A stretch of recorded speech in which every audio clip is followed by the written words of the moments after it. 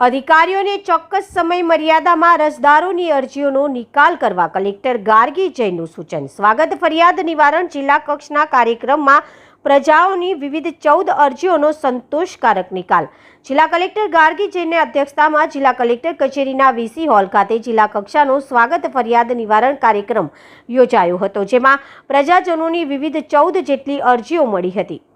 આ તમામ અરજીઓનો કલેક્ટર દ્વારા સંતોષકારક નિકાલ કરવામાં આવ્યો હતો। જિલ્લા કલેક્ટર કચેરી ખાતે યોજાયેલા સ્વાગત ફરિયાદ નિવારણમાં ઉપસ્થિત તમામ અરજદારોની રજૂઆતોને જિલ્લા કલેક્ટરે ધ્યાનપૂર્વક સાંભળી હતી। તમામ 14 અરજીઓના અરજદારોના પ્રશ્નો સંદર્ભે સંબંધિત વિભાગના અધિકારીઓ સાથે ચર્ચા કરી ચોક્કસ સમય મર્યાદામાં અરજદારો અરજીઓનો નિકાલ કરવા સૂચન કર્યું હતું।